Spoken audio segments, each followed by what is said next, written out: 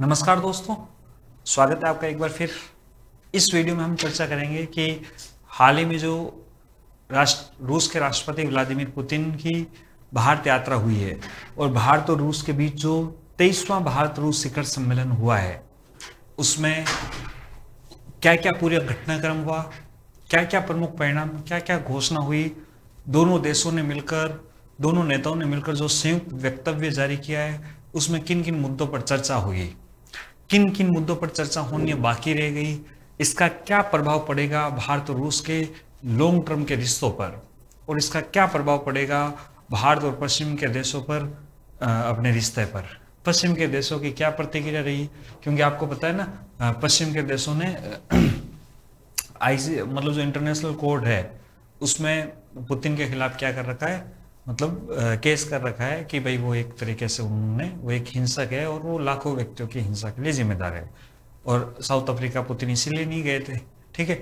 लेकिन भारत ने इन सब तमाम चीज़ों के बावजूद, हमारे भारत के प्रधानमंत्री जी ने सारे प्रोटोकॉल को तोड़ते हुए हवाई अड्डे पर पुतिन का स्वागत करने के लिए स्वयं गए और बहुत ही ग्रैंड वेलकम भारत में पुतिन का हुआ। तो इसका वेस्टर्न वर्ल्ड में क्या प्रतिक्रिया रही, क्या इसके संभावित परिणाम हो सकते हैं, और ये भारत और रूस के संबंधों को कैसे प्रभावित करेगा।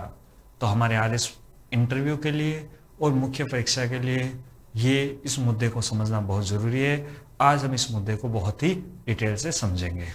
इससे पहले क्लास में मैंने आपको भारत और रूस के बीच संबंधों की ऐतिहासिक पृष्ठभूमि के बारे में बताया था, ठीक है। अब देखो, जिसमें हमने बताया कि कैसे दोनों देश एक दूसरे का क्या कर रहे हैं, एक दूसरे का सहयोग विभिन्न क्षेत्रों में कर रहे हैं, ठीक है। अब देखो, मैं आपको शुरुआत से बताता हूं कि पुतिन यहां पे आए थे। आने से लेकर जब वो कल रात को यहां से निकले, रात को 9-10 बजे, तब तक उन्होंने क्या क्या किया, क्या क्या घटनाक्रम हुआ, कौन कौन सी प्रमुख बातें हुई, क्या क्या घोषणा पत्र जारी किए गए, और उन सब चीजों पर हम एकदम चर्चा करेंगे। पुतिन भारत आए थे 4 दिसंबर 2025 को, ठीक है। पुतिन बहुत ही, आपको पता है, काफी लंबे समय से वो रूस के राष्ट्रपति हैं और 4 दिसंबर 2025 को वो भारत आए थे, ठीक है। कहाँ आए थे? शाम को 7 बजे के आसपास आए थे, लगभग 6:30 के आसपास वो भारत आ गए थे, ठीक है। भारत में कहाँ आए? भारत में वो आए नई दिल्ली के पालम एयरपोर्ट पर। कहाँ पे? पालम एयरपोर्ट, नई दिल्ली, ठीक है। पालम एयरपोर्ट पर वो आए, ठीक है। जब आप देखो, यहाँ पे मैंने तस्वीरें भी लगाई है पुतिन के भारत आगमन की, ये देखिए, ठीक है। ये अपने रूस के राष्ट्रपति पुतिन और ये हमारे प्रधानमंत्री नरेंद्र जी मोदी, ठीक है। ये देखो, ये तस्वीरें उस समय जब अपने प्रेसिडेंट पुतिन ने क्या किया था, प्रेसिडेंट पुतिन ने भारत में लैंड किया था, ठीक है। और साथ में प्राइम मिनिस्टर नरेंद्र मोदी जी है, और दोनों को आप गले मिलते हुए देख सकते हो। देखो, तो पुतिन के विशेष विमान ने पालम हवाई अड्डे पर क्या किया, उनका आगमन हुआ। प्रधानमंत्री मोदी खुद व्यक्तिगत रूप से हवाई अड्डे पर पुतिन से मिलने गए, ठीक है। और ऐसा प्रोटोकॉल में होता नहीं है कि एक प्राइम मिनिस्टर हवाई अड्डे पर जाता है, ठीक है। लेकिन प्राइम मिनिस्टर ने प्रोटोकॉल तोड़ते हुए स्वयं पुतिन से मिलने के लिए कहाँ गए? हवाई अड्डे पर उनका स्वागत करने गए। हमारे यहाँ अतिथि देवो भव की परंपरा है, किसी अतिथि देवो भव। और आपको पता है कि जब कोई भी मेहमान आता है तो उसको अपने होस्ट करने के लिए किसी न किसी बड़े अधिकारी को, मंत्री को भेजा जाता है, ठीक है।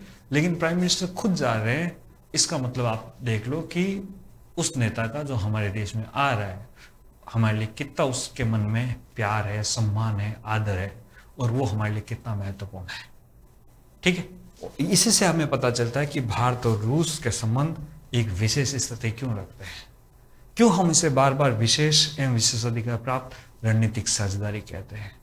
जब हमारे प्राइम मिनिस्टर खुद कहाँ जाते हैं, खुद जाते हैं उनको एयरपोर्ट में, अपने एयरपोर्ट पर उनको गले मिलने के लिए, स्वागत करने के लिए, ठीक है।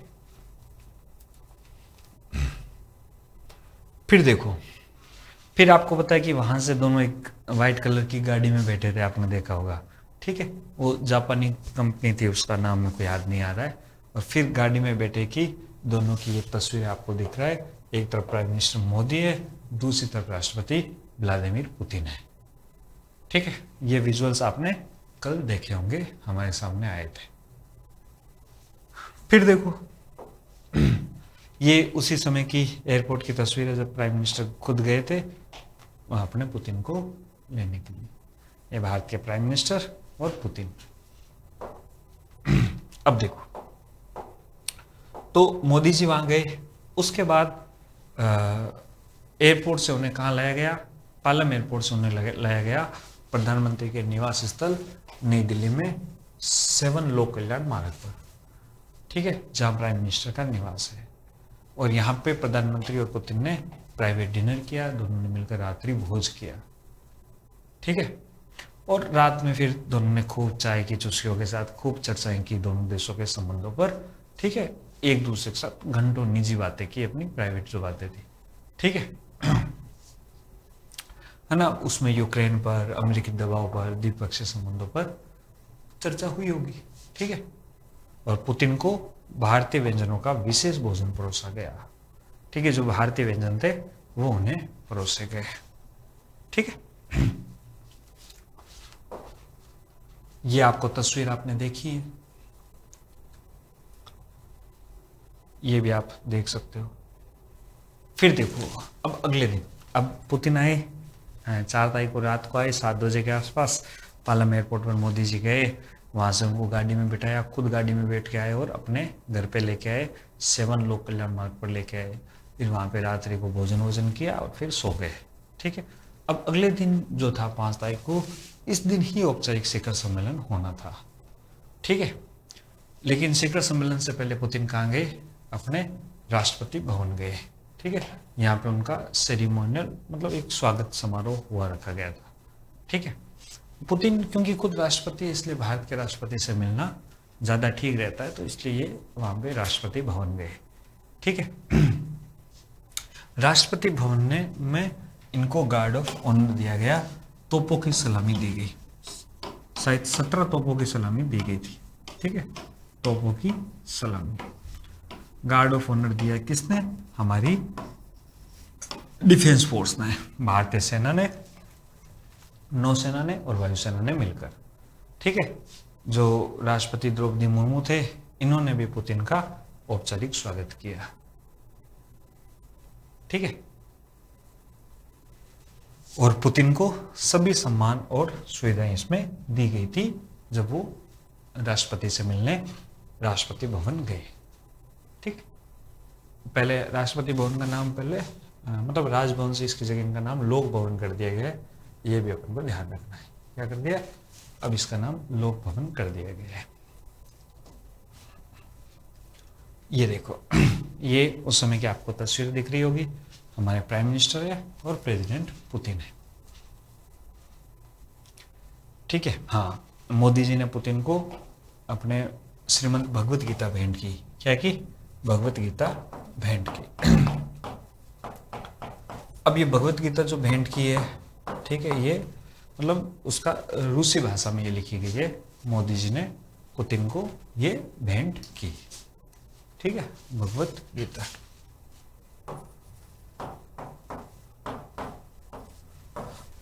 फिर देखो, फिर आपको पता है कि ये राजभवन की तस्वीर है, ये हमारे माननीय राष्ट्रपति द्रौपदी मुर्मू जी है, ये अपने पुतिन है और ये हमारे प्राइम मिनिस्टर नरेंद्र जी मोदी है, ठीक है।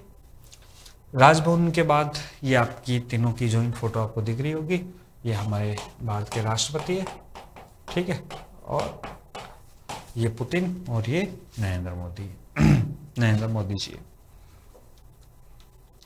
ये उस समय की आपको तस्वीर दिख रही होगी औपचारिक सम्मेलन के दौरान की दोनों नेताओं की। फिर देखो, फिर पुतिन यहां से जाते हैं राष्ट्रपति अपने राजघाट। कहाँ पे, राजघाट में अपने जो हमारे महात्मा गांधी की जो क्या है, महात्मा गांधी की जो समाधि स्थल है, वहां पे इन्होंने क्या की, वहां पे इन्होंने श्रद्धांजलि अर्पित की, पुष्पांजलि या श्रद्धांजलि अर्पित की। ठीक है, देखो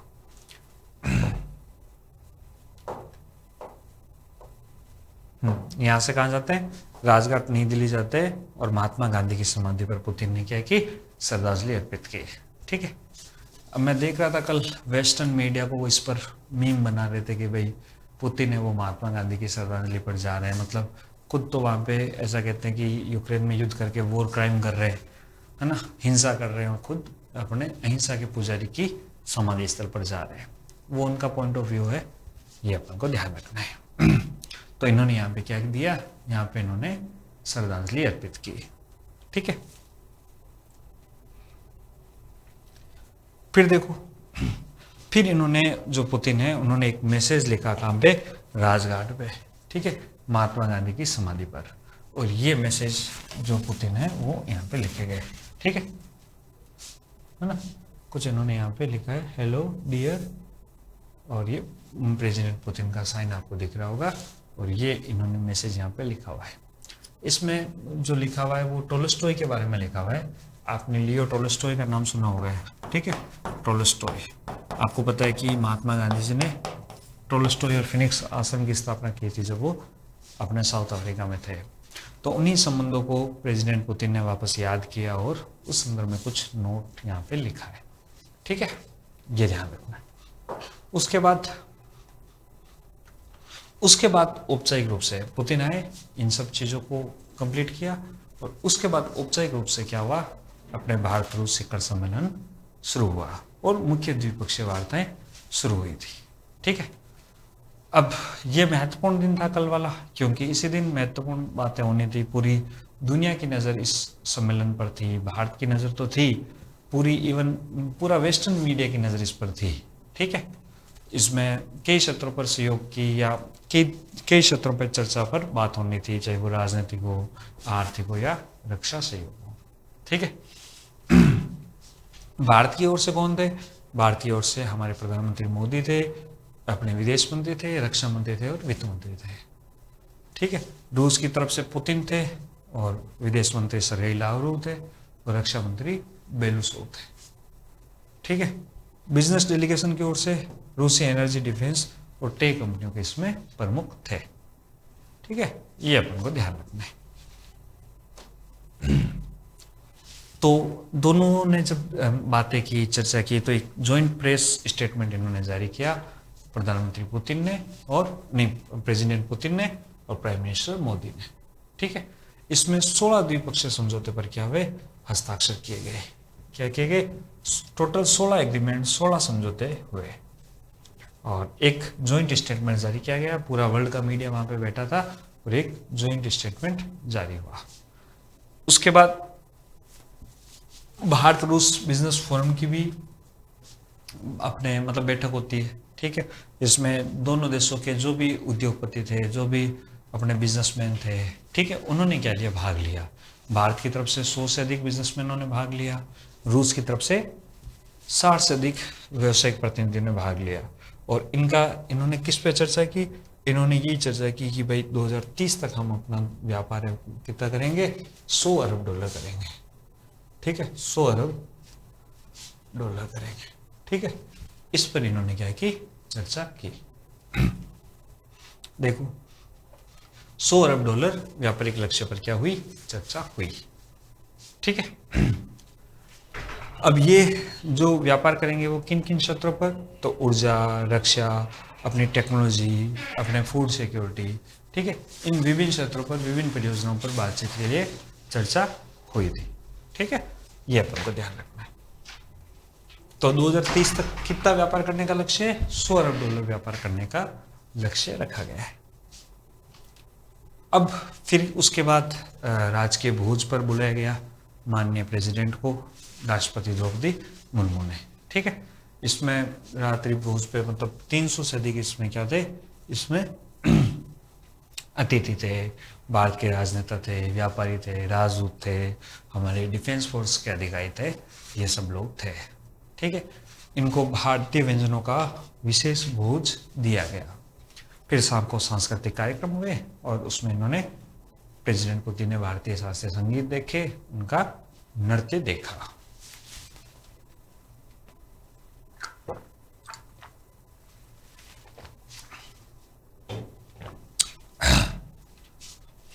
ठीक है।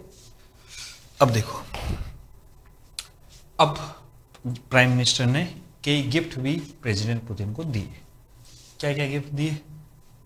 तो देखो, prime minister Modi gift to Russian president Putin. क्या क्या गिफ्ट दिए गए? ये देखो, ये एक दिया गया, ये आगरा मेड मार्बल, ये अपने चेस सीट, ठीक है, ये मार्बल की चेस सीट दी गई, ठीक है, जो किससे बनी हुई है? मार्बल से बनी हुई है, ठीक है। ये अपन को आगरा का है ना, शायद आगरा का नहीं है, मार्बल का है, तो आप अपने इसका देख लेना, ठीक है। ये चेस सीट माननीय, आपको दिख रही है, ये चेस सीट है वो माननीय प्राइम मिनिस्टर ने किसको दी है? अपने पुतिन को दी थी, ठीक है। फिर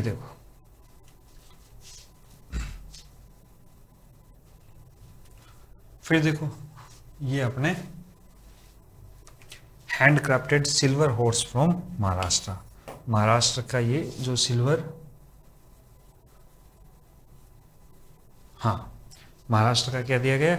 महाराष्ट्र का ये जो सिल्वर चांदी से बना हुआ एक घोड़ा दिया गया, दिख रहा है आपको तस्वीर में।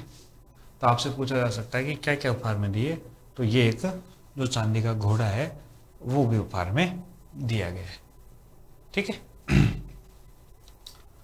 उसके बाद देखो, ये महाराष्ट्र का है, कहाँ से बनाया? महाराष्ट्र के कारीगरों ने बनाया है, ठीक है। उसके बाद देखो, ये आसाम की काली चाय, अपन काली चाय पीते हैं आसाम वाली, ठीक है, ग्रीन टी का तो चलन कम ही है, तो ये आसाम की जो काली चाय है उसका पैकेट भी प्रधानमंत्री जी ने पुतिन को भेंट किए, ठीक है। फिर देखो, ये मुर्शिदाबाद पश्चिम बंगाल का ये सिल्वर टी सेट, ठीक है, चांदी का ये अपने जो टी सेट दिया है, ठीक है, जिसमें आप देख रहे होंगे कि एक तो वो डालने वाला है, 2 कप है, ठीक है। तो ये भी अपने पुतिन को भेंट किया किसने? प्राइम मिनिस्टर ने। और देखो, ये अपने केसर, कश्मीरी केसर, ठीक है, ये कश्मीरी केसर भी क्या किए? कश्मीरी केसर भी पुतिन को भेंट किए मोदी जी ने, ठीक है। फिर ये देखो, ये उस समय की रात की अपने फोटो है, हमारे राष्ट्रपति जी बैठे हैं, पुतिन बैठे हैं और प्रधानमंत्री जी इसमें बैठे नजर आ रहे हैं, ठीक है। और फिर कल रात को 11:30 बजे पुतिन बाहर से क्या करते हैं? बाहर से विदा हो जाते हैं, ठीक है, और उड़ान भर लेते हैं वही पालम एयरपोर्ट नई दिल्ली से, ठीक है। पुतिन का विमान मॉस्को के लिए रवाना हो जाता है और लगभग 30 घंटे तक पुतिन भारत में रहे थे, ये अपन को ध्यान रखना है। ये देखो, ये जब वो वापस रवाना हो रहे थे तब की उनकी फोटो है, ठीक है, जब वो वापस बाहर से क्या हो रहे थे? बाहर से रवाना हो रहे थे। ये देखो, हमारे एस जयशंकर जी वापस इनको रवाना करने के लिए एयरपोर्ट पर गए थे, विदेश मंत्री, और ये आपको पुतिन साहब दिख रहे होंगे। अब देखो, अब अपन पूरा ये तो जो पुतिन आए, क्या क्या किया, कहाँ रुके, वो मैंने घटनाक्रम बता दिया ताकि आपको थोड़ी ऐसे कहानी समझ में आए। अब मैं आपको बताता हूँ कि क्या क्या प्रमुख बातें हुई, किन किन मुद्दों पर समझौता हुआ और किन किन मुद्दों पर समझौता होना रह गया, बाकी अपन अब वो चर्चा कर लेते हैं। देखो, 23वां, एक तो ये नंबर क्रम याद रखना है कि कौन सा शिखर सम्मेलन था? 23वां भारत रूस शिखर सम्मेलन है। कौन सा है? 23वां है। ये नंबर याद रख लेना, बहुत इंपॉर्टेंट है कि 23वां शिखर सम्मेलन है। कब शुरू हुआ था? तो 2000 में शुरू हुआ था।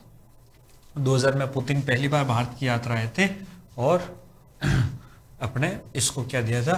विशेष एवं विशेषाधिकार प्राप्त रणनीतिक साझेदारी की स्थापना हुई थी। फिर ये 25 वर्षों की साझेदारी हुई, बहुत सारे चक्रीय समझौते हुए, बहुत सारी हमने ज्वाइंट प्रोडक्शन की, ज्वाइंट प्रोजेक्ट हमने चलाए दोनों देशों ने मिलकर, ठीक है। 2022 में फरवरी में जब यूक्रेन का संकट शुरू हुआ तो अपने फिर पुतिन ने वो भारत की यात्रा पर नहीं आ पाए, अभी काफी समय के बाद आए, ठीक है। और 2024 में जब भारत ब्रिक्स की अध्यक्षता की थी तब वो आए थे और दक्षिण एकता पर इन्होंने जोर दिया था, ठीक है। और 2025 में जब पुतिन आए तो ये अभी 25 वर्षों की गोल्डन अपने स्वर्ण जयंती आ गई और पुतिन की वर्तमान यात्रा जो हो रही है। अब देखो इसमें जो प्रधानमंत्री मोदी ने जो स्टेटमेंट दिया था, जो बयान दिया था, वो मैं आपको बता रहा हूं कि क्या कहा था जब दोनों नेता मिलकर मीडिया को संबोधित कर रहे थे। एक एक शब्द बहुत महत्वपूर्ण है, एक एक शब्द बता रहा है कि भारत और रूस के संबंध कितने महत्वपूर्ण है। ठीक है, ये अपन को ध्यान रखना, हमारी रणनीतिक साझेदारी की गहराई क्या है, एक एक शब्द आपको बड़े ध्यान से देखना। ठीक है, तो हमारे प्रधानमंत्री श्री मोदी ने क्या कहा, तो देखो श्री मोदी ने कहा कि भाई ठीक 25 साल पहले पुतिन ने रणनीतिक साझेदारी की नींव रखी थी। उन्होंने इस रिश्ते को विशेष एवं विशेषाधिकार प्राप्त संबंधों का दर्जा दिया। उन्होंने इन संबंधों को निरंतर सिंचा है। वास्तव में उनके नेतृत्व के अंतर्गत आपसी संबंध नई ऊंचाइयों पर पहुंचे हैं और पुतिन ने भारत और रूस के संबंधों को क्या दिया, नई ऊंचाइयों पर पहुंचने पर जोर दिया, बल दिया। ठीक है, ये अपन को ध्यान रखना है। ये कथन भारत के लिए रूस की विशेष जगह को दर्शाता है। मोदी ने स्पष्ट किया कि भारत रूस संबंध महज राजनीतिक नहीं बल्कि आंतरिक विश्वास पर आधारित है। किस पर आधारित है? आंतरिक विश्वास पर आधारित है। ठीक है, ये अपन को ध्यान रखना है। तो ये जो प्राइम मिनिस्टर ने शुरुआत में बात की है कि पुतिन ने इन संबंधों को निरंतर सिंचा है।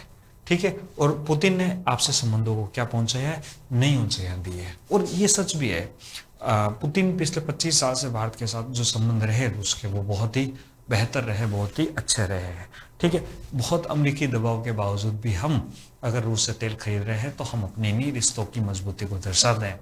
दोनों देश अपनी कमिटमेंट है वो दर्शा रहा है। ठीक है, आगे चलते देखो और मोदी जी ने क्या कहा कि भारत और रूस की जो मित्रता है वो ध्रुव तारे की तरह है। किसकी तरह? ध्रुव तारे की तरह है। ठीक है, मोदी जी ने कहा कि बहुत अनेक उतार चढ़ाव आए, कोरोना आया, रूस यूक्रेन संकट आया, या भारत पाकिस्तान के बीच ऑपरेशन सिंदूर हुआ, कई ऐसे संकट आए, मानवता संकट से गुजरी, लेकिन इनके बीच भी भारत और रूस की मित्रता एक ध्रुव तारे की तरह बनी हुई है। किसकी तरह बनी हुई है? ध्रुव मतलब अटल। ठीक है, जो एकदम अटल है, जो हर परिस्थिति में अपने स्थान पर, अपनी जगह पर क्या रहता है, अड़े रहता है। ठीक है, तो मोदी जी ने कहा कि भारत और रूस की मित्रता कैसी बनी हुई है, एक ध्रुव तारे की तरह बनी हुई है। फिर देखो आर्थिक सहयोग का महत्वाकांक्षी कार्यक्रम। अब देखो दोनों ने क्या घोषणा की कि हम 2030 तक अपना व्यापार बढ़ाकर कितना करेंगे, 100 अरब डॉलर करेंगे। कितना करेंगे? 100 अरब डॉलर का। देखो क्या लिखा है, 2030 तक भारत रूस व्यापार को 100 अरब डॉलर तक पहुंचाना चाहते हैं। ठीक है, इसके लिए हमने 5 वर्षीय आर्थिक सहयोग कार्यक्रम तैयार किया है, यानी कि 26, 27, 28, 29 और 30, इनके लिए हमने क्या किया है, 5 वर्षीय आर्थिक सहयोग कार्यक्रम तैयार किया है। तो ये अपन को ध्यान रखना है कि मोदी जी क्या चाहते हैं कि 2030 तक भारत और रूस के बीच में व्यापार है वो कितना हो जाए, वो हो जाए 100 अरब डॉलर। ठीक है, ये नाम याद रखना है, 100 अरब डॉलर। ठीक है, वर्तमान में ये कितना है, लगभग 68 अरब डॉलर है। अभी अपन ने पीछे देखा था। ठीक है, इतना है। और अगले 5 वर्षों में इसमें कितना परसेंट की बढ़ोतरी करनी है, 60% की बढ़ोतरी करनी है। ठीक है, और मोदी जी ने क्या आमंत्रण दिया, देखो तो पहला तो अपन ने देख लिया कि एक तो मोदी जी ने कहा कि भाई हमारी दोनों की जो विशेषाधिकार प्राप्त रणनीतिक साझेदारी, जिसको पुतिन ने अपने अथक परिश्रम से सिंचा है, और मानवता पर हजारों संकट आए, लेकिन हमारी मित्रता वो ध्रुव तारे की तरह अटल रही है। और मोदी जी ने कहा कि भाई हमारा लक्ष्य ये है कि हम 2030 तक हमारा जो व्यापार है उसे कितना करें, 100 अरब डॉलर करें। ठीक है, और इसके लिए एक 5 वर्षीय आर्थिक सहयोग कार्यक्रम भी तैयार किया गया है। रूसी कंपनियों को क्या कहा मोदी जी ने, आए और भारत में बनाइए, मतलब मेक इन इंडिया की नीति के तहत उन्होंने कहा कि भाई आप भारत में आओ और भारत में प्रोडक्ट बनाओ। ठीक है, ये अपन को ध्यान रखना है। और कहा कि हम आपको जो विश्व स्तरीय सुविधा है हम आपको देंगे, आप आइए और भारत में क्या कीजिए, आप भारत में प्रोडक्शन कीजिए। ठीक है,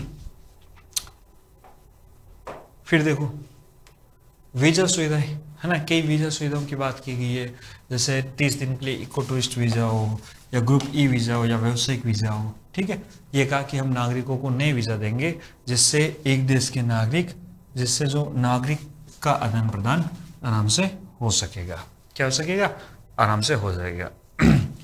और इससे इसके पीछे नई वीज़ा प्रणाली शुरू करने के पीछे क्या है कि भाई जो भारत रूस का संबंध है वो जनता से जुड़े, ठीक है, सामान्य जनता के स्तर तक पहुंचे, ताकि सांस्कृतिक और मानवीय आदान प्रदान हमारे यहाँ बढ़ सके। ठीक है, ये अपन को ध्यान रखना है। फिर देखिए, यूक्रेन पर स्पष्ट नीति शांति का पक्षधर। देखो, प्राइम मिनिस्टर अक्सर कहते हैं कि भाई हमने दुनिया को युद्ध नहीं दिए, हमने दुनिया को बुद्ध दिए। क्या दिए? बुद्ध दिए। ठीक है, और वो कहता है कि भाई भारत निष्पक्ष नहीं है, भारत गुटनिरपेक्ष नहीं है, भारत का पक्ष है वो है शांति का पक्ष। भारत तटस्थ नहीं है, और भारत मजबूती से किसके साथ खड़ा है? मजबूती से शांति के पक्ष में खड़ा है। जो भी शांति की स्थापना की बात करेगा, भारत उसके साथ खड़ा है।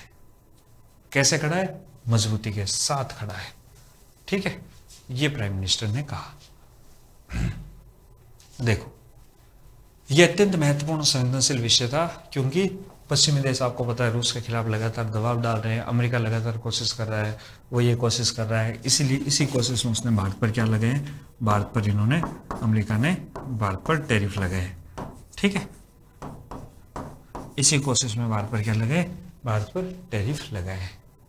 ठीक है, तो मोदी जी ने क्या कहा कि भारत हमेशा शांति की वकालत करते आया है, हम इस मामले के शांतिपूर्ण और स्थायी समाधान के लिए किए जा रहे सभी प्रयासों का स्वागत करते हैं। चाहे कोई भी कर रहा है, चाहे वेस्टर्न वर्ल्ड कर रहा है, रूस कर रहा है, अमेरिका कर रहा है, शांति के लिए। आपको पता है थोड़े दिन पहले ये अलास्का में पुतिन और प्रेसिडेंट ट्रम्प मिले थे। ठीक है, शांति का एक प्रयास था, हालांकि उसका मीटिंग का कोई ज़्यादा मतलब निकला नहीं। ठीक है, तो मोदी जी यही कह रहे हैं कि भाई अगर अब शांति और इससे समाधान के लिए अगर कोई भी कुछ भी प्रयास कर रहा है, तो हम क्या करेंगे? हम उसका मजबूती से उसके साथ खड़े हैं, और हम ऐसे सभी प्रयासों का क्या करेंगे? स्वागत करेंगे। ठीक है, फिर देखो, अब कौन कौन से समझौते हुए, कौन कौन से समझौता ज्ञापन पर हस्ताक्षर हुए, रूस की राष्ट्रपति की भारत यात्रा के क्या क्या परिणाम रहे, अब अपन इसको एक एक, ये मैंने जो लिया है ये एकदम ऑथेंटिक, जो पीआईबी की वेबसाइट है वहां से मैंने ये कंटेंट लिया है। ठीक है, तो एकदम ऑथेंटिक है, जो जो अपने महत्वपूर्ण समझौते हुए उसकी इसमें जानकारी दे रखी है। ठीक है,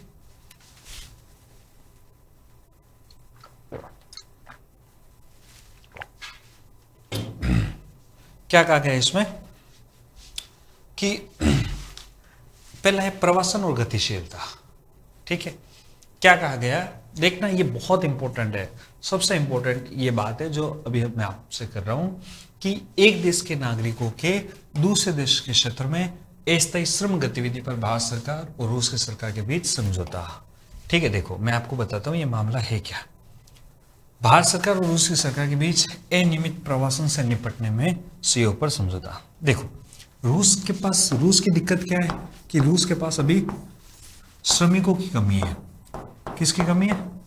श्रमिकों की कमी है। क्यों? क्योंकि पिछले 4-5 साल से रूस क्या है, यूक्रेन के साथ युद्ध में, तो अधिकतर जो जनता है वो जो सेना के रूप में युद्ध में लगी हुई है।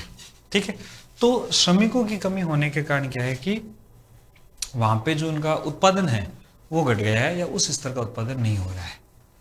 जबकि भारत में श्रमिक आपको पता है बहुत है, क्योंकि हमारी जनसंख्या बहुत अधिक है और रोजगार के उतने संसाधन नहीं है, तो श्रमिकों की एक अच्छी खासी फौज हमारे देश में है। तो रूस चाहते हैं कि भाई ये श्रमिक है ना, भारत इनको क्या कर दे? रूस भेज दे, और वहां पे उत्पादन का काम है उसमें ये सहयोग करे, जिससे भारत को भी, भारत के लोगों को भी रोजगार मिलेगा, और रूस का उत्पादन है वो भी बढ़ेगा। ठीक है, दूसरी तरफ भारत ये चाहता है कि भाई रूस की कंपनियां यहीं आ जाए, फिर अगर वहां पे चीजें सही नहीं है तो। हालांकि मोदी जी ने कहा है, पर ऐसा तो कैसे कहता है कि वहां पे सब छोड़ के यहाँ आ जाए। ठीक है, समझ रहे हो मेरे बात को? रूस को श्रमिक क्यों चाहिए? क्योंकि वहां पे उत्पादन के लिए इंडस्ट्री में उनको लेबर चाहिए होती है, बाहर से उनको सस्ती लेबर मिल सकती है। ठीक है, फिर देखो, तो ये तो पहला अपने इस पर बात हुई, किस पर? पहली बात हुई कि भाई हम श्रमिक का आदान प्रदान कर देंगे। ठीक है, भारत सरकार है वो अस्थायी श्रमिक है वो रूस को भेज देगी, ठीक है। और प्रवासन से संबंधित जो भी दिक्कतें आएगी उनसे दिक्कतों को निपट लिया जाएगा। तो एक तो इस पे बात हुई। दूसरा समझौता हुआ स्वास्थ्य एवं खाद्य सुरक्षा पर। यह क्या है? स्वास्थ्य सेवा, चिकित्सा शिक्षा और विज्ञान के क्षेत्र में सहयोग हेतु भारत सरकार के स्वास्थ्य एवं परिवार कल्याण मंत्रालय और रूस के स्वास्थ्य मंत्रालय के बीच समझौता हुआ है कि भाई हम स्वास्थ्य, चिकित्सा और विज्ञान इन क्षेत्रों में दोनों देश क्या करेंगे? एक दूसरे का सहयोग करेंगे। किस किस में? स्वास्थ्य में, चिकित्सा में और विज्ञान में, ठीक है। इसमें दोनों देश मिलकर एक दूसरे का क्या करेंगे? सहयोग करेंगे। और दोनों देशों के स्वास्थ्य मंत्रालय के बीच इसको लेकर क्या हुआ है? एक एग्रीमेंट हुआ है, एक समझौता हुआ है, ठीक है।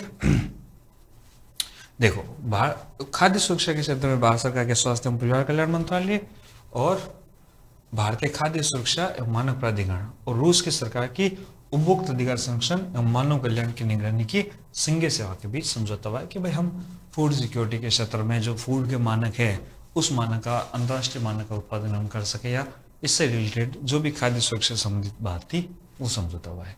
तो एक तो श्रमिकों को लेकर हुआ है, दूसरा है कि भाई स्वास्थ्य के क्षेत्र में हम क्या करेंगे? एक दूसरे का सहयोग करेंगे। और तीसरा है कि भाई हम खाद्य सुरक्षा के मामले में या अपने मतलब परिवार कल्याण के मामले में एक दूसरे का सहयोग करेंगे, ठीक है। फिर देखो, फिर समुद्री सहयोग और ध्रुवीय जल क्षेत्र, ये बहुत इंपॉर्टेंट है। क्या देखो, ध्रुवीय जल क्षेत्र में संचालित जहाजों के विशेषज्ञों के प्रशिक्षण पर भारत सरकार के पतन, पोत, परिवहन एवं जलमार्ग मंत्रालय तथा रूस की सरकार के परिवहन मंत्रालय के बीच समझौता हुआ, ठीक है। भारत सरकार के पतन, पोत, परिवहन और जलमार्ग मंत्रालय और रूस के समुद्री बोर्ड के बीच भी समझौता ज्ञापन पर हस्ताक्षर हुए। देखो क्या है कि आपको पता है कि रूस अधिकतर है वो शीत कटिबंध में स्थित है ना, ध्रुवीय जलवायु वहां पे है। तो ध्रुवीय क्षेत्रों में समुद्री जहाजों के नौवैन की के लिए वो क्या होते हैं? वो प्रशिक्षित होते हैं वहां के जो भी पायलट्स होते हैं, ठीक है, जो भी विशेषज्ञ होते हैं। लेकिन भारत आपको पता है कि उष्ण और उपोष्ण कटिबंध में स्थित है।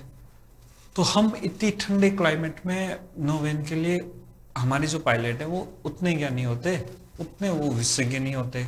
तो उनकी ट्रेनिंग देने की बात यहाँ पे हो रही है कि भाई जो रूस के विशेषज्ञ वो भारत के जहाजों को चलाने वाले जो भी हैं पायलट, उनको क्या देंगे? उनको ट्रेनिंग देंगे, ठीक है। ये अपन को ध्यान रखना है। और इसके लिए किस किस के बीच समझौता हुआ है? इसके लिए समझौता हुआ है भारत सरकार के पतन, पोत, परिवहन और जलमार्ग मंत्रालय और उसके समुद्री बोर्ड के बीच, ठीक है। उर्वरकों को लेकर समझौता हुआ है, जैसे Messrs JCC Uralchem, Messrs Rashtriya Chemicals and Fertilizer Limited तथा National Fertilizer Limited and Indian Potash Limited के बीच समझौता हुआ है, ठीक है। ये है कि यूरिया उत्पादन में, ये कल प्रधानमंत्री जी ने अपने भाषण में भी कहा था कि हम यूरिया उत्पादन में एक दूसरे का क्या करेंगे? यूरिया उत्पादन में एक दूसरे का सहयोग करेंगे, ठीक है। ये कल प्रधानमंत्री जी ने अपने भाषण में भी कहा था, ठीक है। तो इसके लिए ये थोड़ी कंपनी का नाम याद रख लेना, क्या पता आपसे ऑब्जेक्टिव एग्जाम में पूछ ले। मेसर्स जेसीसी यूरालकेम और messrs Rashtriya Chemicals and Fertilizer limited, और इधर नेशनल फर्टिलाइजर लिमिटेड और इंडियन पोटास लिमिटेड, इनके बीच में क्या हुआ है? समझौता ज्ञापन हुआ है, समझौते पर हस्ताक्षर हुआ है। फिर देखो, सीमा शुल्क एवं वाणिज्य। देखो ये क्या है? भारत और रूस के बीच माल और वाहनों के संबंधों में आगमन, पूर्व सूचना के आदान प्रदान में सहयोग के लिए भारत सरकार के केंद्रीय अप्रत्यक्ष कर एवं सीमा शुल्क बोर्ड तथा रूस के संघीय सीमा शुल्क सेवा के बीच क्या हुआ है?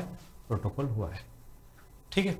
कि भाई जो सीमा शुल्क लगता है या जो अपना है उस पर हम एक दूसरे का मतलब जो हमारा अप्रत्यक्ष कर एवं सीमा शुल्क बोर्ड है और रूस का भी ऐसा जो है उसके बीच कोई हुआ है कि हम एक दूसरे की सूचना आदान प्रदान कर देंगे ताकि सीमा पर जो ठहराव होता है वो उस तरीके का ना हो, जल्दी अपने जो अपने लॉजिस्टिक है या जो जल्दी अपने परिवहन है वो हो सके, ठीक है।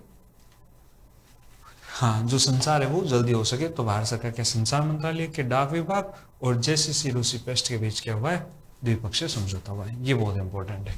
किस किस के बीच में? डाक विभाग और जेसीसी रूसी पेस्ट,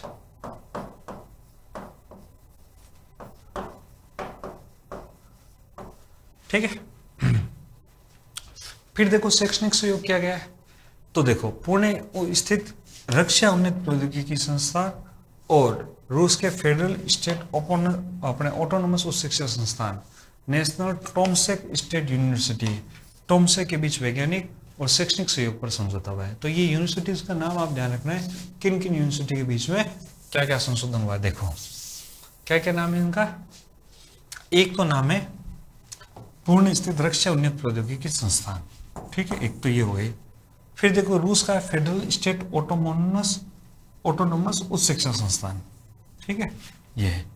एक है नेशनल टोमसक स्टेट यूनिवर्सिटी, इनके बीच हुआ है। ये आप ध्यान रखना है कि किस किस के बीच में ये शैक्षणिक समझौते हुए हैं। फिर देखो मुंबई विश्वविद्यालय, अपने लोमोनसोव मॉस्को स्टेट विश्वविद्यालय और रूसी प्रत्यक्ष निवेश कोष और संयुक्त स्टॉक कंपनी प्रबंधन के बीच में भी समझौता हुआ है। फिर देखो मीडिया के क्षेत्र में सहयोग करने के लिए भी अपने एक समझौता हुआ है। कहा कि जो भारत सरकार की प्रसार भारती है, भारत और संयुक्त स्टॉक कंपनी गजप्रोम मीडिया होल्डिंग रूस संघ के बीच प्रसारण एवं सहयोग और सहभागिता है, तो क्या करेंगे, समझौता करेंगे, ठीक है, ये अपन को ध्यान रखना है। भारत के प्रसार भारती और रूस के नेशनल मीडिया ग्रुप के बीच प्रसारण एवं सहयोग सहभागिता है, तो क्या हुआ है, समझौता हुआ है, ठीक है। तो ये एक, ये भी ध्यान रखना है। ये कई बार क्या आपको ऑब्जेक्टिव एग्जाम में पूछा जा सकता है कि कौन कौन सा समझौता हुआ, जो आगामी एग्जाम है उसमें थोड़ा ध्यान रखना है। कुछ घोषणाएं दोनों देशों ने मिलकर की है। एक तो ये घोषणा है कि भाई 2030 तक हम जो अपना व्यापार है द्विपक्षीय, ये बढ़ा के कितना कर लेंगे, ये बढ़ा के हम 100 अरब डॉलर कर देंगे, 100 अरब डॉलर कर देंगे, ठीक है। तो भारत रूस आर्थिक सहयोग के रणनीतिक क्षेत्रों के विकास के लिए 2030 तक का कार्यक्रम किया है, ठीक है। एक जो IBC है, इंटरनेशनल बिग कैट अलायंस है, ठीक है, उसमें अपने शामिल होने के लिए क्या किया है, एक फ्रेमवर्क समझौता अपनाने का निर्णय लिया है रूस ने, ठीक है। और क्या हुआ देखो, नई दिल्ली में जो राष्ट्रीय शिल्प संग्रहालय है वो, और हस्तकला अकादमी वो, और मॉस्को में जो जारित्सिनो स्टेट है उसके बीच में क्या हुआ है, ऐतिहासिक वास्तुशिल्प कला एवं भूदृश्य संग्रहालय रिजर्व की प्रदर्शनी इंडिया फैब्रिक ऑफ टाइम के लिए भी क्या हुआ है, समझौता हुआ है। रूसी नागरिकों को 30 दिनों तक निःशुल्क ई वीजा भारत में प्रदान किया जाएगा और निःशुल्क पर्यटन वीजा भी प्रदान किया जाएगा, ठीक है। अब देखो ये सारे, इस बार जो पुतिन की यात्रा हुई है इसमें ये सारे समझौते हुए हैं, ठीक है। तो पुतिन की इस भारत यात्रा के क्या क्या परिणाम रहेंगे, तो इन परिणामों पर हम क्या कर लेते, थोड़ा विश्लेषण कर लेंगे। देखो इस बार जो पुतिन भारत आए हैं ना, इस बार जो पुतिन भारत आए हैं ना, ये दोनों के लिए बहुत महत्वपूर्ण था, ठीक है, ये दोनों के लिए बहुत महत्वपूर्ण था, भारत के लिए भी और पुतिन के लिए भी। पुतिन के लिए इसलिए इम्पोर्टेंट था कि उनको ये साबित करना था कि भाई भले ही वेस्टर्न वर्ल्ड उनको भाव नहीं दे रहा है, ठीक है, वो उनको एक क्रिमिनल मान रहे हैं कि युद्ध क्राइम किया है, इन्होंने युद्ध अपराध किया है, ठीक है, लेकिन पुतिन का अभी भी जो अपने ग्लोबल साउथ के जो देश है उसमें दबदबा कायम है। तो पुतिन के लिए तो ये था कि एक प्रतिष्ठा का सवाल था कि अगर भारत में उसको जिस तरीके से प्रधानमंत्री ने सम्मानित किया, सम्मान दिया, ये पुतिन के लिए प्रतिष्ठा का सवाल था। दूसरी तरफ भारत के लिए दिक्कत ये थी कि अगर कोई बड़ी डील हम करते तो हो सकता है कि अमेरिका कुछ और सेक्शन हमारे ऊपर लगा देता, ठीक है, कुछ और टैरिफ हमारे ऊपर लगा देता। इवन जब टैरिफ लगे थे तो भी अमेरिका ने सेक्शन की बात की थी, जैसे अमेरिका अपने रशिया, ईरान पर या नॉर्थ कोरिया पर लगाता है, ठीक है। तो हम Su-57 खरीदने जैसी बड़ी डील भी अभी साइन नहीं कर सकते थे या इस पर अभी ज़्यादा सोच नहीं सकते थे, ठीक है। हमें रूस के साथ, रूस का हाथ पकड़ के भी रखना था और यूरोप को और वेस्टर्न वर्ल्ड को अपने हाथ से गंवाना भी नहीं था, उनके सेक्शंस भी हमें नहीं झेलने थे। तो भारत के लिए भी एक स्ट्रेटेजिक बैलेंस बनाना बहुत महत्वपूर्ण था। तो दोनों के लिए ही इसमें उम्मीदें और चुनौतियां दोनों थी, ठीक है। अब आप देखोगे कि ये जो समझौते हुए हैं काफी महत्वपूर्ण समझौते हैं, लेकिन कोई ऐसा नहीं है कि कोई हजारों करोड़ रुपए की जैसे कोई डील हो गई हो रक्षा के क्षेत्र में। हाँ, दो Su-57 जो 2 S-400 जो जिसकी सप्लाई बाकी है वो तो होने की बात कही गई है। इसके अलावा कोई बहुत मेजर बड़ी डील नहीं हुई, जैसे कोई हम बार उनसे 50 SU-57 खरीद रहे हैं या इस तरीके से, जिसकी पहले बात चल रही थी कि भाई एक बड़ी डील होगी। ठीक है, तो इसका प्रभाव क्या पड़ेगा? आप सोचिए कि पुतिन की भारत यात्रा के इम्पैक्ट क्या क्या रहेंगे। तो एक तो दोनों देश के मतलब पुतिन के लिए भी ये रहेगा कि वो दुनिया को ये दिखा पाएंगे कि भाई देखो आज भी वो एक ग्लोबल लीडर है। ठीक है, जब भारत जैसा बड़ा देश उसका इतना बड़ा सम्मान करता है। ठीक है, दूसरी तरफ भारत के लिए ऐसा है कि भाई भारत एक संदेश वेस्टर्न वर्ल्ड को देना चाहता है कि भाई हम अपनी विदेश नीति के निर्माण के लिए स्वतंत्र है, हम किसी के दबाव में काम नहीं करते। अगर पुतिन भारत में आएंगे तो हम उन्हें उतना ही सम्मान देंगे। ठीक है, और ये प्रधानमंत्री जी ने वहां पे एयरपोर्ट पे खुद उनकी अगवानी करके ये साबित भी कर दिया, ये दिखा भी दिया वेस्टर्न वर्ल्ड को। ठीक है, तो देखो सबसे पहले तो यूक्रेन मुद्दा, मोदी जी ने कहा कि भाई हम तटस्थ नहीं, हम शांति पर जोर दिया, और मोदी जी ने यही बात की कि हम चाहते हैं कि संघर्ष का समाधान हो। ठीक है, और भारत ने कहा कि भाई हम एक पीस मेकर है, हमारा जो पक्ष है वो क्या है, हमारा जो पक्ष है वो शांति का पक्ष है, और कोई पक्ष हमारा नहीं है। तो भारत ने एक संदेश दिया पीस मेकर के रूप में।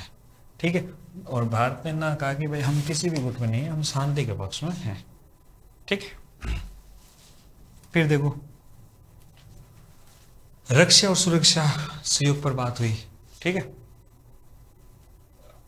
क्योंकि आपको पता है कि आज भी हम अपना 60% के करीब है जो डिफेंस इक्विपमेंट्स है वो कहाँ से खरीदते हैं, वो रूस से खरीदते हैं, या रूस के साथ जॉइंट प्रोडक्शन में हम बनाते हैं। ठीक है, तो भारत को मेक इन इंडिया हब बनाने के लिए भारत ने जो रूसी कंपनियां थी उससे हमारे प्रधानमंत्री जी ने अपील भी की कि वो भारत में आए और इन्वेस्टमेंट करे। ठीक है, एक जो सबसे बड़ा जो समझौता हुआ है, ठीक है, वो हुआ है रख रखाव, मरम्मत और ओवरहॉल का। ठीक है, तो इससे क्या होगा, इससे युद्ध के समय हमारे पास स्पेयर पार्ट्स की आपूर्ति की कमी नहीं होगी। आपको पता है कि हमने तेजस जो फाइटर जेट है वो बनाए हैं, भारत खुद बनाता है, लेकिन उसके जो इंजन है वो अमेरिका से आते हैं, और उसमें कई बार बहुत डिले हो जाता है इंजन की सप्लाई में। ठीक है, तो ये दिक्कत है, तो ये अपन को ध्यान रखना है। S-400 और भविष्य की डील। ठीक है, तो यात्रा के दौरान हमने कहा कि 5 डिलीवरी की चर्चा हुई थी। ठीक है, लेकिन अभी तक 3 ही डिलीवरी हुई है, और कहा गया कि 2026 तक 2 जो स्क्वाड्रन बचे हुए S-400 के वो 2026 तक क्या हो जाएंगे, उसके जो 2 यूनिट बचे हुए उसकी भी सप्लाई 2026 तक हो जाएगी। ठीक है, हाँ, साथ ही सुकोई 57 जैसे उन्नत फाइटर जेट्स और हाइपरसोनिक पर भी चर्चा हुई है। हालांकि अभी कोई ऐसी डील नहीं हुई है, एक प्रारंभिक चर्चा हुई है, आगे हो सकता है कि भारत खरीद ले। ठीक है, ऊर्जा के क्षेत्र में, ठीक है, ऊर्जा के क्षेत्र में आपको पता है कि ऊर्जा भारत को भी बहुत ज़्यादा पेट्रोल की चाहिए, और रूस हमें सस्ता पेट्रोल देता है, रूस को भी अभी पैसे चाहिए। ठीक है, तो वो भी चाहता है कि भारत को सस्ता तेल बेचकर, हालांकि बहुत सस्ता तो नहीं देता लेकिन कुछ सस्ता मिलता है, तो सस्ता तेल बेचकर वो अपनी अन्य जरूरतों को पूरा कर ले। ठीक है, देखो अब तक भारत स्पॉट मार्केट से डिस्काउंट पर तेल खरीदता था, लेकिन इस यात्रा में दीर्घकालिक आपूर्ति बाधाओं, लॉन्ग टर्म अनुबंधों पर जोर दिया गया। इससे वैश्विक कीमतों में उतार चढ़ाव के बावजूद भारत को स्थिर और सस्ते दाम पर तेल मिलता रहेगा। ठीक है, नाभिकीय ऊर्जा में जो हमारा कुदनकुलम में परमाणु ऊर्जा संयंत्र है उसमें 7वीं और 8वीं यूनिट लगाने में, या जो छोटे मॉड्यूलर रिएक्टर है उसमें रिएक्टर लगाने पर सहमति बनी है। ठीक है, जो भारत की हम नेट जीरो जो चाहते हैं कि अपने जो लक्ष्य है उसको हम प्राप्त कर सकें। ठीक है, इसका आर्थिक और व्यापारिक प्रभाव, हाँ सबसे ज्यादा चर्चा इस बार हुई थी वो आर्थिक मुद्दों पर ज्यादा हुई थी। भारत कह रहा है कि यार हमारा रूस के साथ व्यापार घाटा बहुत अधिक है, बहुत अधिक इसलिए क्योंकि हम तेल खरीद रहे हैं। ठीक है, तो तेल से बहुत पैसा बाहर से अपने रूस जा रहा है। ठीक है, और कहा कि हम भाई एक थर्ड कंट्री प्रूफ, आपको पता है कि डॉलर का यूज रूस करता नहीं है, तो वो थर्ड पार्टी प्रूफ करने की बात करता है। ठीक है, डॉलर के बजाय अपने रुपये और रूबल में ही हम पेमेंट करें, भुगतान करें। ठीक है, फिर देखो व्यापार घाटे को कम करना, मैंने आपको बताया कि भाई बहुत अधिक व्यापार बांटा है, लगभग 68 अरब डॉलर का जो भी होता है उसमें हम तो 4-5 अरब डॉलर ही बेचते हैं वहां पे, जबकि बाकी अपने लगभग 58-60 अरब डॉलर तो हम खरीदते हैं। तो हमारा व्यापार घाटा सबसे अधिक है। ठीक है, यही है कि भारत बहुत कम निर्यात करता है, लेकिन भारत का निर्यात तो कम है, आयात बहुत अधिक है। ठीक है, और एक 5 वर्षीय वार्षिक रोड मैप तैयार इसमें किया गया है, और ये कहा गया है कि हम भाई क्या करेंगे कि जो फार्मास्यूटिकल का क्षेत्र है, एग्रीकल्चर का क्षेत्र है या मशीनरी का क्षेत्र है, उसमें रूसी बाजार को हम खोलेंगे। ठीक है, कनेक्टिविटी, जो international north south transport corridor है और चेन्नई व्लादिवोस्तोक समुद्री मार्ग का फास्ट ट्रैक है, उसको अपने ट्रैक करने के लिए उस पर सहमति बनी है। ठीक है, जिससे क्या है कि दोनों देशों के बीच जो व्यापार है वो और सुगम हो पाएगा, और जो अपने लॉजिस्टिक की लागत है वो भी क्या होगी, कम होगी। ठीक है, तो अब तक अपन ने जो भी पढ़ा उसका एक बार क्या कर लेते हैं, एक बार पूरा रिवीजन कर लेते हैं। तो RS प्री प्लस मीन्स समग्र बैच है, ये अपने 17 और 24 नवंबर से है, और 20,000 स्टैंडर्ड फीस है, और प्राइम फीस है 26,000 रुपये। ठीक है, आप इन नंबरों पर कॉल करके 9116691119 पर आप इनरोल कर सकते हो। निर्मल बेंच है, स्टैंडर्ड फी 15,000 और प्राइम फी 22,000 है। ये हिंदी मीडियम में है। RS foundation. Fateh batch live from studio और EORO एग्जाम के लिए, ये कब से, और ये अपने 3100 रुपये स्टैंडर्ड फीस और प्राइम फीस 3800 रुपये। अब देखो, एक बार जो भी अपन ने पढ़ा उसका अपन क्या कर लेते हैं, उसका अपन रिवीजन कर लेते हैं शुरू से। ठीक है,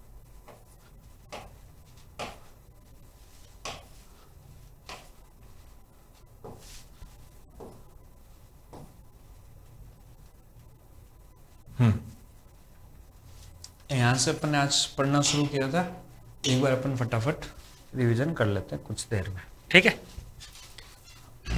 देखो पुतिन की भारत यात्रा किस लिए आए थे पुतिन, जो 23वां भारत रूस शिखर सम्मेलन था उसके लिए आए थे, और 4 तारीख को आए थे, पार्लियामेंट एयरपोर्ट पर आए थे।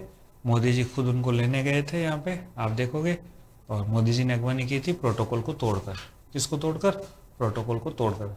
ठीक है, ऐसा नहीं होता कि प्राइम मिनिस्टर खुद ही वहां पे जा रहे हैं।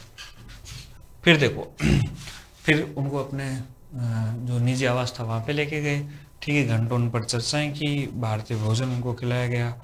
ठीक है, फिर देखो ये आपको, ये उस गाड़ी में ये जो साथ में गए थे, फिर ये आपको वहाँ पे एयरपोर्ट की तस्वीरें दिखाई देगी।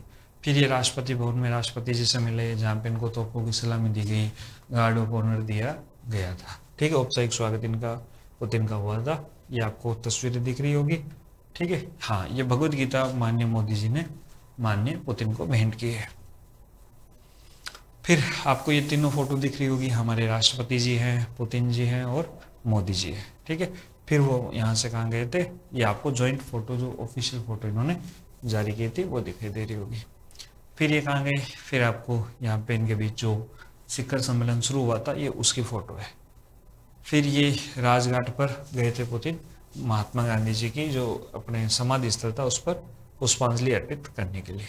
ठीक है, और वहाँ पे ये अपने एक ये नोट्स भी वहाँ पे शेयर करके आए, Russian president Putin message to Rajghat. ठीक है, फिर ये शिखर सम्मेलन स्टार्ट हुआ था जिसमें दोनों तरफ से कई मंत्री, रक्षा मंत्री, वित्त मंत्री शामिल हुए थे। ठीक है, और फिर एक जॉइंट स्टेटमेंट दोनों देशों ने मिलकर साइन किया, और उसमें मैंने बताया कि क्या क्या महत्वपूर्ण समझौते हुए। ठीक है, फिर भारत रूस बिजनेस फोरम की मीटिंग हुई, इसमें 100 से अधिक उद्योगपति और व्यापारी बैठे। ठीक है, 60 से अधिक रूसी व्यावसायिक प्रतिनिधि बैठे, 100 अरब से डॉलर का व्यापार की बात हुई। फिर मैंने देखा कि ये लक्ष्य तय किया गया कि 2030 तक जो अपना व्यापार है उसको 100 अरब डॉलर से अधिक करना है। ठीक है, फिर राज के भोज पर 300 से अधिक अपने अतिथि आए।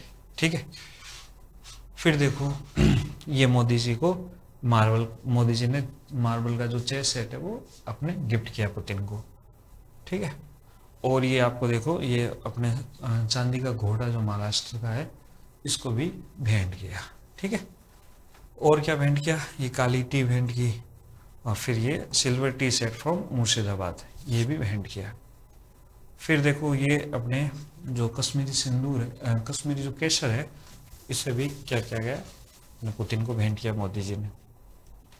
फिर आपको ये जब वो राष्ट्रपति जी से मिले थे, इसकी तस्वीर अपन ने देखी। फिर ये जब वापस इन्होंने मॉस्को के लिए रवाना हुए थे, तब ये रवाना की फोटोज है, और जयशंकर इनको छोड़ने के लिए गए थे। और फिर अपन ने देखा कि कब कब इसमें सम्मेलन हुआ और क्या क्या मोदी जी ने बातें की। विशेष और विशेष अधिकार प्राप्त रणनीतिक समूह का ये कहा कि 2030 तक अपने $100 अरब इसका लक्ष्य है। ठीक है, व्यावसायिक वीजा की बात हुई। फिर देखो ये यूक्रेन पर कहा कि भाई भारत शांति का पक्षधर है। ठीक है, और इस तरीके से ये महत्वपूर्ण चर्चा हुई। श्रमिकों को लेकर बातें हुई, मीडिया को लेकर, सीमा को लेकर, और स्वास्थ्य शिक्षा को लेकर, हर क्षेत्र में कुछ ना कुछ समझौते हुए। इसका लॉन्ग टर्म में और शॉर्ट टर्म में जो प्रभाव है वो हमने पश्चिमी दबाव से हमने कहा कि भाई भारत अपने राष्ट्रीय हित को अपने प्राथमिकता देगा। ठीक है, और रूस चीन जो दूरी है उस पर भी हमने संतुलन बनाने की बात कही थी। ठीक है, तो इस तरीके से हमने आज ये देखा पुतिन की भारत यात्रा, 23वां भारत रूस शिखर सम्मेलन, और इस यात्रा के क्या क्या परिणाम रहे, दोनों देशों को इसका क्या क्या फायदा हो सकता है, और लॉन्ग टर्म में भारत और रूस के संबंध है वो किस तरीके से प्रभावित हो सकते हैं या किन नई ऊंचाइयों पर जा सकता है, जिन संबंधों की शुरुआत में या जिन संबंधों के लिए अपने पुतिन ने लंबे समय तक क्या किया, कार्य किया। ठीक है, अब देखना होगा कि आने वाले समय में पश्चिम की इस पर क्या प्रतिक्रिया रहती है। और आप सभी इस क्लास में जुड़े, आप सबका बहुत बहुत शुक्रिया। Thank you so much.